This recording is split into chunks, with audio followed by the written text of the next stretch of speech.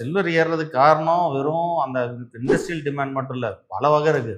For example வந்து பார்த்தீங்கன்னா டோட்டலாக அவைலபிள் சில்வருக்கும் ட்ரேடபிள் சில்வருக்கும் ரெண்டுக்கும் 30 டைம் மேலே வித்தியாசம் இருக்குது. அதாவது இன்னைக்கு உலகத்தில் வந்து ஒரு 1000 டன் சில்வர் இருக்குது அப்படின்னு சொன்னால் 30,000 டன் வந்து இங்கே ட்ரேடிங்கில் இருக்கும்.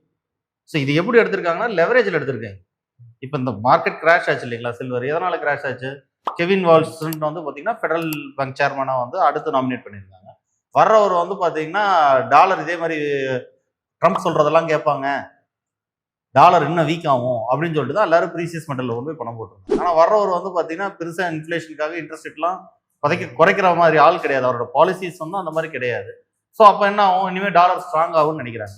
அதில் தான் தொடங்குச்சு இங்கே கீழே இறங்குறது. ஸோ அதில் தொடங்கினோன்னு என்னாச்சு, நல்லா ப்ரோக்கிங் ஹவுஸும் மார்ஜின் ஏற்றி விட்டாங்க. என்ன மார்ஜின்? கிட்டத்தட்ட மார்ஜின்னா உங்களுக்கு மார்ஜின் கால்னு சொல்லுவாங்க. அதாவது எப்படின்னா உங்கள்கிட்ட ஒரு லட்ச ரூபா இருக்குது அப்படின்னு சொன்னால் நீங்கள் 3 லட்ச ரூபாய்க்கு பொருள் வாங்கி, ஓகேங்களா? அந்த மீதி இருக்கிற அந்த மார்ஜின் அமௌண்ட்டை வந்து கட்டுன்ட்டாங்க.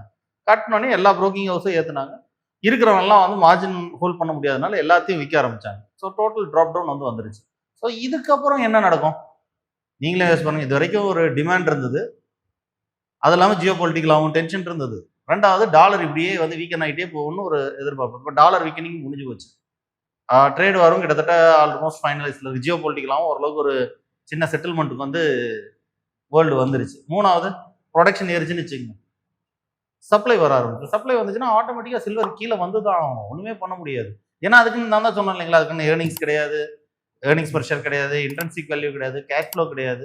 ஸோ சில்வர் கீழே வரதை உங்களால் தடுக்க முடியாது. சப்ளை தான்.